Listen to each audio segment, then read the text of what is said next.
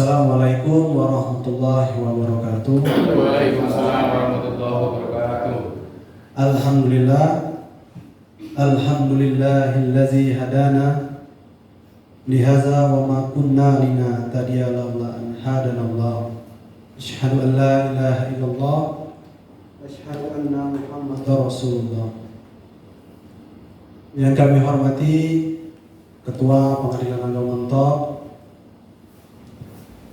yang kami hormati Sekretaris Panitera Pengadilan Agama Mentok, Kasubag, Banmun, lupa ini, Pak Hakim, lupa disebut Pak, dan semua pegawai Pengadilan Agama Mentok serta rekan seperjuangan PPN Pengadilan Agama Mentok. Hidup demo.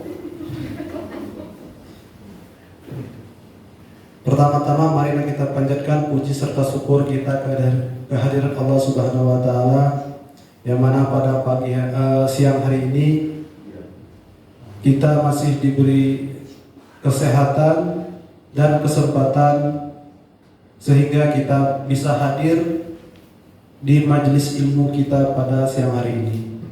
Salawat serta salam kita sanjungkan kepada Nabi kita, Nabi suri tauladan kita, Nabi Muhammad SAW, serta kepada keluarga dan sahabat-sahabatnya. Semoga nanti di yaumil akhir kita semua yang hadir di sini mendapat syafaatnya. Amin ya rabbal alamin. Seperti biasa pada hari ini kita akan mendengarkan tausiah yang mana telah hadir bersama kita Ustadz Ferry Irawan SH. SHIW,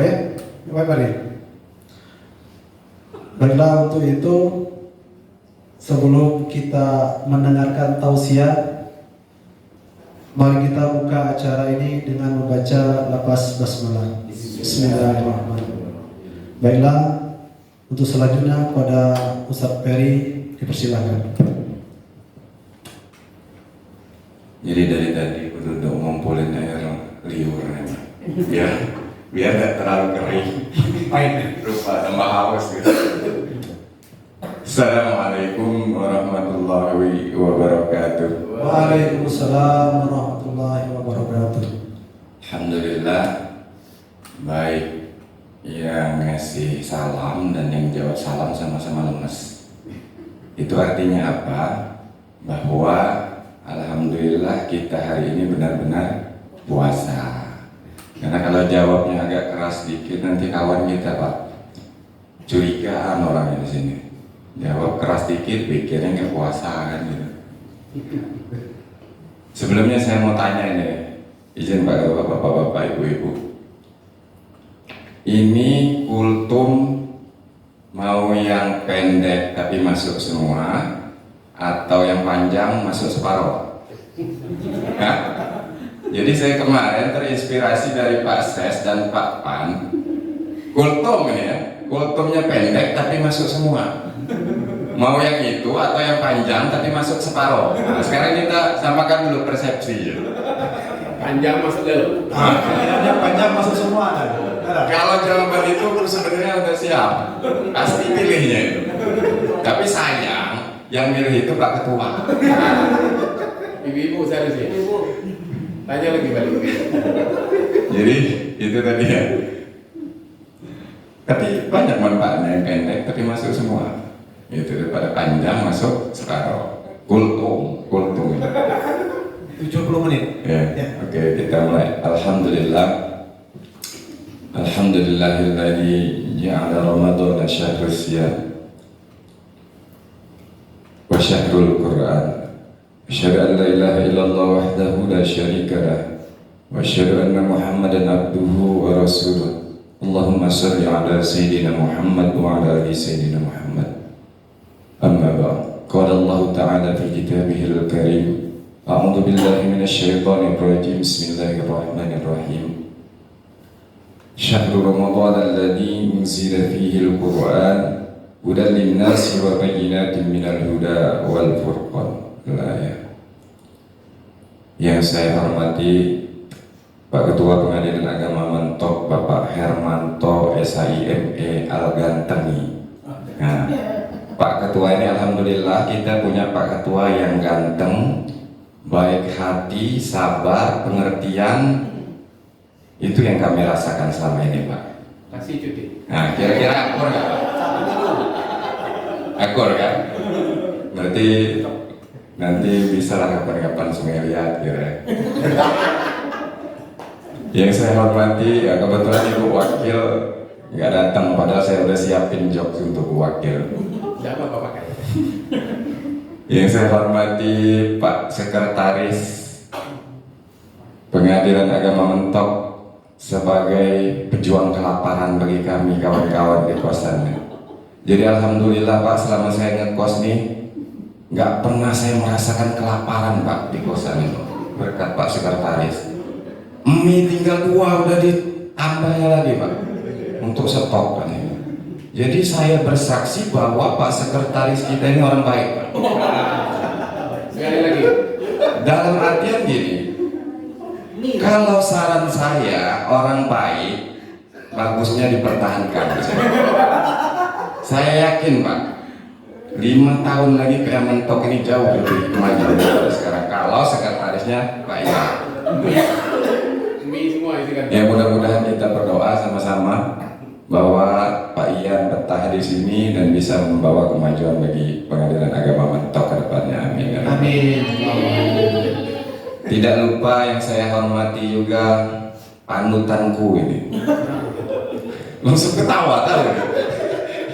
Pak Panitra, Pak Aspin. Ya, jadi kalau Pak Aspin ini semenjak di Mentok ini saya tahu dia lebih dewasa Pak, semenjak jadi panitra. Jadi saya kenal beliau ini dari zaman di Tanjung Pandan Pak. Dia ini benar-benar pria yang saya sebutkan waktu di masjid di Z itu Pak. Nggak banyak bicara, tahu-tahu hilang. Itu Pak Panitra. Tapi saya ada ilmu yang dapat dari beliau bahwa usaha kita itu lebih penting daripada doa Pak. Jadi ketika saya mengajukan pindah, jadi cerita sedikit nih ya. Mudah-mudahan kita ada manfaatnya lah saya cerita ini. Saya ngaju pindah buat surat permohonan waktu itu Pak. Jadi Pak Panitra nanya saya, apa ngerjain apa ini buat surat permohonan? Ujung-ujungnya dia nyontek punya saya Pak. Dan tahu hasilnya apa? Dia yang keluar duluan. Di situ saya tahu bahwa 99% paling berperan itu adalah usaha kita. Kalau doa itu cuma 1%. Benar. Saya bolak-balik di zaman di Belitung itu ke masjid doa segala macam kalah sama yang usaha. Setahun setengah ya hilang dari Belitung. Tahu jalur dia. Nah, jadi itu memang penting, doa itu penting, tapi usaha jauh lebih penting gitu. Kita harus berusaha dulu baru bertawakal. Yang saya hormati juga ibu-ibu rekan panitra muda, Ibu Rita, Ibu Dana. Kalau ini saya nggak berani,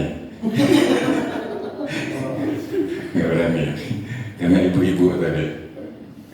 Yang saya hormati juga rekan saya, udah senyum-senyum tuh, Abang Ropi.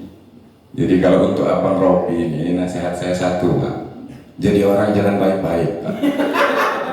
Jangan baik-baik. Selain yang baik itu biasanya cepat mati.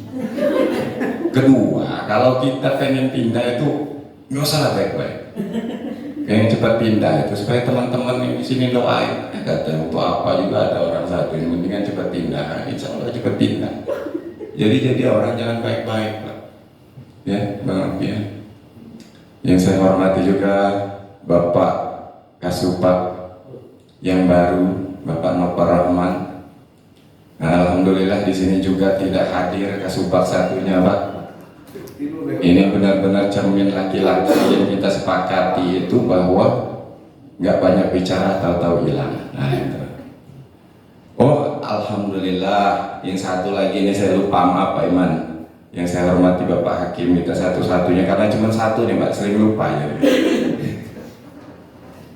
Rekan-rekan PPNPN yang mudah-mudahan kedepannya bisa diangkat SK-nya cepat turun menjadi P3K. Itu yang selama ini kita harapkan. Bapak Ibu yang saya hormati, saya ingin mengajak kita semua pertama bahwa seperti ayat yang tadi saya bacakan di awal, tepatnya kalau nggak salah itu di surah Al-Baqarah juz kedua ayat 185, masih urutan dengan perintah puasa yang kurang lebih bunyinya A'udzubillahi minasyaitonirrajim, Bismillahirrahmanirrahim. Syahrul Ramadan alladzi unzila fihi al-Qur'an hudan lin-nasi wa bayyinatin minal huda wal furqan. Jadi kurang lebih artinya bahwa bulan puasa itu adalah bulan diturunkannya Al-Quran. Oke, itu semua kita sudah sepakat. Nah, tergantung kapan waktunya itu hanya Allah yang tahu. Jadi saya kembali mengajak kita semua mengingat sedikit pelajaran kita waktu di SD. Al-Quran diturunkan oleh Allah Subhanahu wa Ta'ala dari Lauhul Mahfud. Ada 3 tahapan yang belajar kita di SD dulu ya. Kalau di SD saya itu ada waktu itu pelajarannya, nggak tahu di SD Bapak Ibu ya. Jadi bal huwa Qur'anun Majid fi Lauhim Mahfud. Jadi Al-Quran itu diturunkan dari Lauhul Mahfud ke Baitul Izzah, langit dunia. Wa Qur'anan faraqnahu litaqra'ahu 'alan nas 'ala muksi wa nazzalnahu tanzila. Baru kemudian Al-Quran itu diturunkan oleh Allah Subhanahu wa Ta'ala kepada Nabi Muhammad SAW secara berangsur-angsur.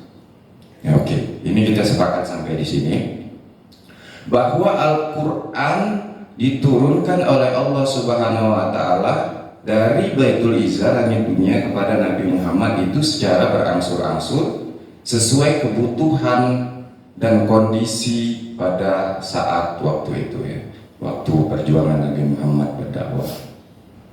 Akan tetapi mungkin sebagian sekadar pengetahuan bagi kita bahwa Al-Quran yang diturunkan itu bukan tahu-tahu turun dari langit datang ke Nabi Muhammad, tapi melalui malaikat Jibril dan dihafalkan oleh Nabi Muhammad dan para sahabat pada waktu itu. Mungkin sebagian kita sudah tahu bahwa Al-Quran, pada awal Al-Quran itu tidak dalam bentuk mushaf seperti sekarang ini. Bahkan pada waktu itu dihafal, ada sebagian yang menulis di pelepah kurma, di batu dan sebagainya, itu tanpa harokat, tanpa titik ya, dan tanpa tanda baca. Baru kemudian berkembang sampai seperti saat sekarang ini.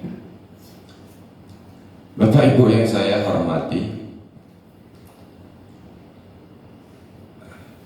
terkait dengan diturunkannya Al-Quran kepada kita, tepatnya di bulan Ramadan seperti sekarang ini, saya mengajak kita semua untuk yang pertama, terkait turunnya Al-Quran ini, apa hal-hal yang mesti kita lakukan? Yang pertama, menjadikan Al-Quran itu adalah sebagai pedoman hidup bagi kita, sesuai dengan ayat yang tadi, Syahrul Ramadan alladzi unzila fihi al-Qur'an hudan linnas wa bayyinatin minal huda wal furqan. Al-Quran itu diturunkan sebagai petunjuk bagi kita umat manusia, pembeda antara hak dan yang batil. Selain itu juga ada hadis Nabi Muhammad SAW yang kurang lebih, taraktu fikum amroini lan in tamassaktum bihima lan tadillu abada. Kurang lebih seperti itu. Kitab Allah wa sunnat Rasul. Aku tinggalkan pada kalian 2 perkara yang jika kalian berpegang teguh kepadanya, maka kalian tidak akan tersesat selamanya. Yaitu apa? Al-Quran dan hadis. Jadi dari sini kita mengambil pelajaran bahwa Al-Quran tentu harus kita jadikan pedoman dalam hidup kita, baik kehidupan kita bersosial, kehidupan kita di kantor, kehidupan kita di rumah, dan sebagainya. Selain itu juga Al-Quran sebagai pedoman hidup kita menghadapi segala macam masalah. Di antaranya, ini sebagai contoh sedikit, teman-teman kita yang P3K ngarep-ngarep SK-nya udah turun, rupa-rupanya ditunda. Apa yang harus kita lakukan sesuai pedoman Al-Quran? Disebutkan di dalam Al-Quran, wasta'inu bis-sabri was-shalah. Sebagaimana kemarin juga kalau nggak salah disampaikan oleh Pak Ketua, wasta'inu bis-sabri was-shalah. Mintalah pertolongan kepada Allah dengan sabar dan sholat. Selain itu firman Allah Subhanahu wa taala juga masih berkaitan dengan perintah puasa, wa idza sa'alaka ibadi anni fa inni qarib ujibu da'wataka idza da'ani falyastajibu li wal yu'minu bi la'allahum yarshudun. Jika mereka bertanya padamu, aku ini dekat, kata Allah, maka berdoalah kepada Allah, niscaya akan dikabulkan. Falyastajibu li wal yu'minu bi. Nah, ini yang perlu digarisbawahi. Falyastajibu li wal yu'minu bi. Jadi ketika kita sebelum berdoa itu seperti yang saya sampaikan dulu, iya karena na'budu wa iya karena nasta'in. Selayaknya kita banyak-banyak ibadah dulu baru minta kepada Allah Subhanahu wa taala. Sama dengan ini, falyastajibu li wal yu'minu bi, kata Allah. Hendaklah kamu laksanakan semua perintah yang diberikan kepadamu. Dalam artian kita selalu bertakwa, menjalankan segala perintah Allah dan menjauhi segala larangannya. Itu yang pertama. Jadi kira-kira gimana nih? Sepakat ya? Yang panjang biarlah sekalipun masuknya cuma separuh ya. Itu yang pertama. Yang kedua, apa yang pelajaran yang perlu kita ambil dari peristiwa turunnya Al-Quran ini? Salah satunya yaitu terkait hadis Nabi yang bunyinya seperti ini, Iqra'ul Quran fa innahu ya'ti yaumal qiyamati syafi'an li ashabihi. Baca Al-Quran itu dibaca supaya dia bisa memberikan syafaat kepada kita nanti di hari kiamat. Jadi nanti gini saya ceritakan, ada sebuah riwayat mengatakan gini, bahwa nanti di hari kiamat Al-Quran itu akan datang kepada kita, bersaksi, akan memberikan syafaatnya kepada orang-orang yang membacanya. Itu yang membaca akan diberi syafaat, belum yang hafal, itu nggak usah diperhitungin, itu jauh di atas cuma yang baca-baca itu. Kalau yang sudah hafal itu kira-kira apa itu. Jadi kembali ke itu tadi, bahwa Al-Quran akan memberikan syafaat kepada kita. Lantas bagaimana orang-orang yang bisa diberikan syafaat oleh Al-Quran? Nah, ini penting bagi kita. Jadi nanti itu Al-Quran ini ada 30 juz, Bapak Ibu. Ada 30 juz. Sekarang saya tanya, kita ini pernah nggak hatam baca Al-Quran ini 30 juz? Masalahnya gini, nanti ketika Al-Quran bersaksi bahwa kita membaca Al-Quran ketika hidup di dunia, misalkan kita nggak pernah hatam nih, kita bacanya surat Yasin ya, malam Jumat, terus kalau lagi buntu baca Al-Waqi'ah, palingan itu kan. Nah, nanti surat-surat yang lain protes, apa katanya dibaca cuma kamu aja, katanya saya nggak pernah dibaca, katanya. Nah, jadi ada baiknya sejelek-jelek kita manusia itu adalah yang menghatamkan Al-Quran minimal 1 kali seumur hidup. Dan saya menyarankan pada kita semua gini, Bapak Ibu, solusinya supaya kita sebenarnya gini Pak Ketua. Kalau di sini saya kembali flashback sedikit. Alhamdulillah kalau di sini rajin-rajin mau baca Al-Quran semua, rajin-rajin gitu. Apalagi Pak Ses kemarin, setelah saya tanya Pak Ses sudah selesai kata dia. Malah kalau bisa mau nambah lagi gitu ya. Sudah gitu saya juga kemarin pas nge-share pengumuman itu ada ibu Nisa protes dia. Pak, saya kok nggak dapat katanya. Terkejut saya Pak. Terkejut saya. Itu kan posisi baru sembuh dari sakit aja. Tapi saya senang Pak. Berarti kata saya pikir kalau di sini nih kalau nggak dapat sembako aja ribut. Ternyata nggak dapat bagian Al-Quran, nggak protes. Alhamdulillah. Lain sama di kampung saya tuh. Kalau disuruh baca, saling sorong-sorong, nggak maunya cuma 1 juz. Kalau bisa nggak usah nambah. Padahal ini saya yakin udah banyak yang selesai, tapi nggak ada yang ngasih tahu di grup tuh supaya apa? Supaya nggak ditambah lagi gitu. Karena kata Pak Ketua kemarin kalau udah selesai ditambah lagi gitu ya 2 kali. Tapi yang saya tahu cuma Pak Ses lah yang pengen nambah. Kalau ngomongnya sama saya, tapi ketika di kos Bang Robi ngasih ini Pak Ses baca punyaku, bacalah sendiri gitu.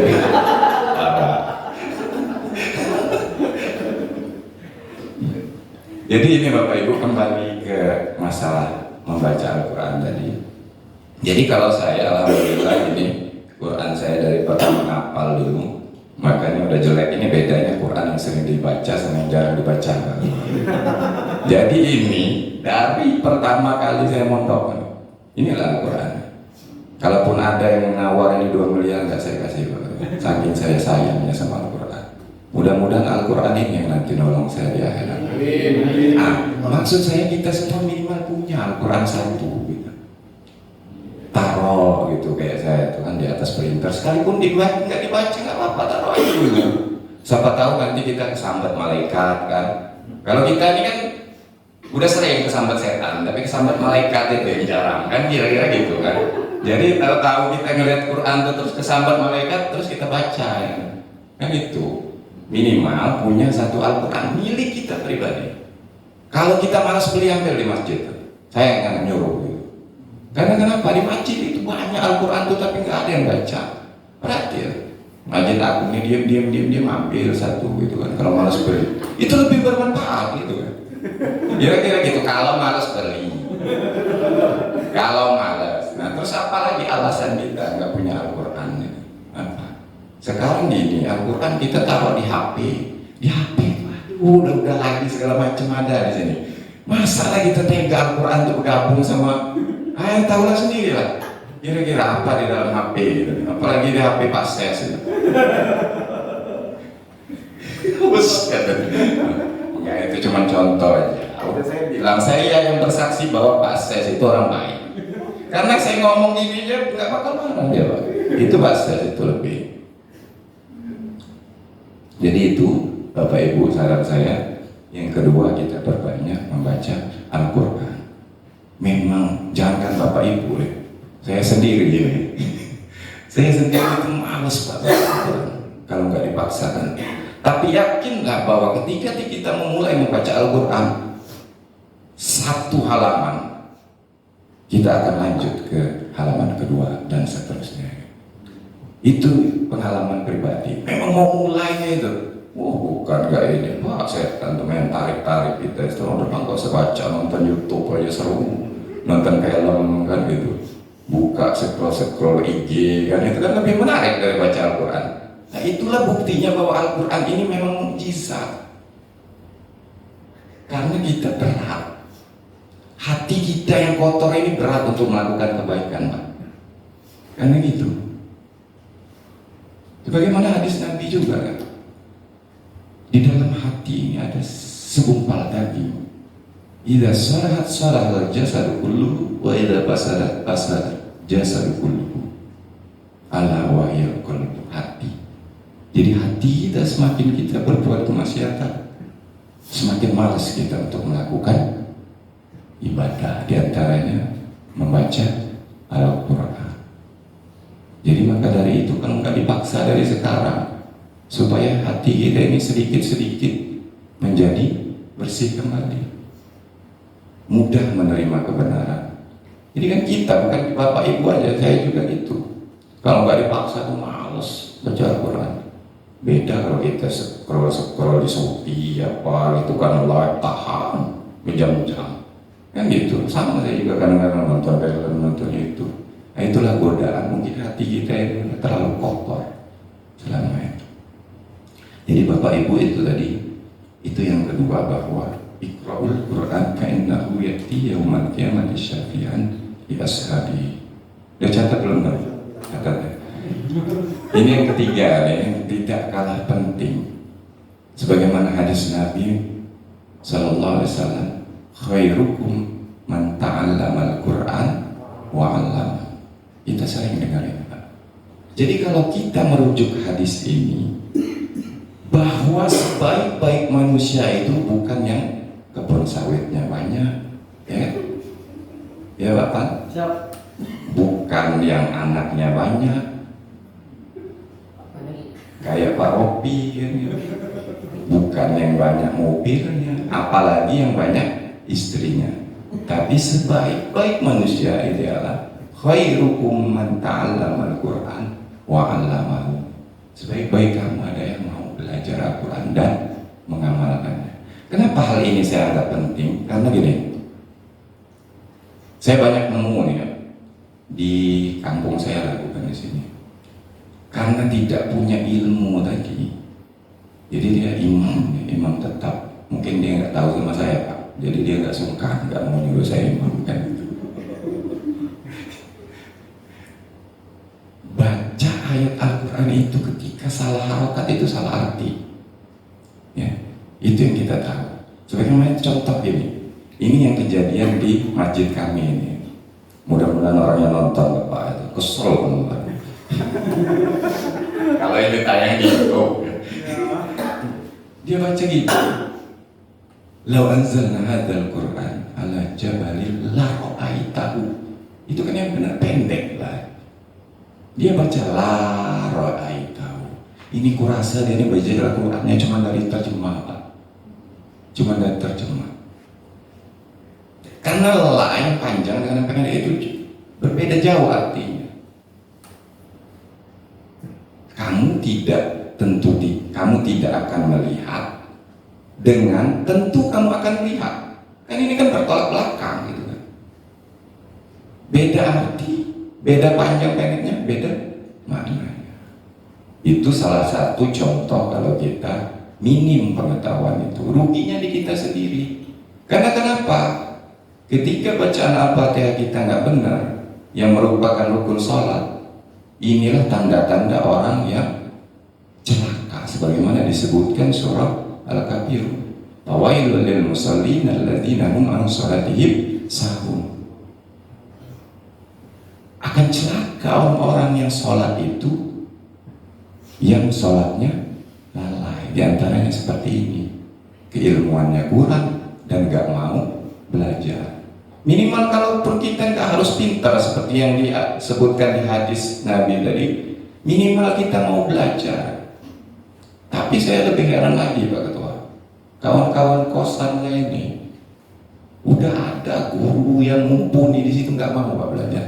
Lo tergerak sampai detik ini. Itu saya sakit aja saya Pak. Dipikirnya saya ini abal-abal atau gimana? Kadang-kadang gitu. Nah itu. Kadang-kadang cuma itu Pak. Itu yang disesat. Susah Pak saya belajar ini. Tergantung kemauan kita juga. Tapi itu cuma joke saya aja. Sebenarnya saya juga malas Pak ngajar yang udah tua. Bebel Pak diajar Pak. Nanti kan ngajar anak kecil sekali ya, kayak anak Bu Erdi sama Pak Roni. Tapi kalaupun ada, insya Allah saya nggak menolak. Tapi sampai detik ini belum ada. Cuman omong-omongan belaka. Nggak ada pergerakan, nggak ada. Belum. Jadi itu tadi. Sebaik-baik kamu adalah yang belajar Al-Quran dan mengamalkannya. Jadi mudah-mudahan kita semua dapat mengambil hikmah dengan turunnya Al-Quran ini. Kedepannya hidup kita bisa menjadi ahli Al-Quran, menjalani hidup dan kehidupan kita berdasarkan pedoman dari Al-Quran. Karena sudah terlalu kepanjangan, saya cukupkan sampai di sini. Kurang lebihnya saya mohon maaf. Ma asabaka min hasanatin faminallah wa ma asabaka min sayyi'atin famin nafsi. Jika ada yang benar itu datangnya dari Allah, Jika ada yang salah tentu datanya dari diri saya sendiri. Kurang lebihnya saya mohon maaf. Wabillahi taufiq wal hidayah. Wassalamualaikum warahmatullahi wabarakatuh. Waalaikumsalam warahmatullahi wabarakatuh. Sedikit tambahan izin Pak Ketua, kalaupun ada pertanyaan nanti ditulis saja, nanti saya jawab sewaktu-waktu karena tenggorokan saya udah izin. Daripada batal puasa kan repot. Oke, terima kasih kepada Ustaz Ferry yang telah memberikan banyak ilmu ini.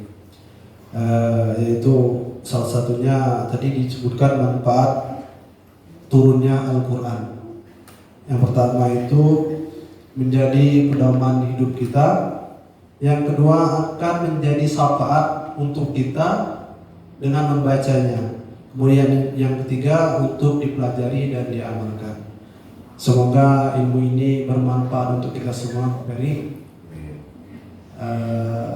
Baiklah, untuk selanjutnya gimana ini? Tetap ada pertanyaan. Oke. Mau bertanya nggak? Dari mama ya Pak? Ya, via WA gitu saya. Baiklah, selesai sudah acara kita. Kami akhiri dengan mengucapkan Alhamdulillahirrahmanirrahim. Assalamualaikum warahmatullahi wabarakatuh.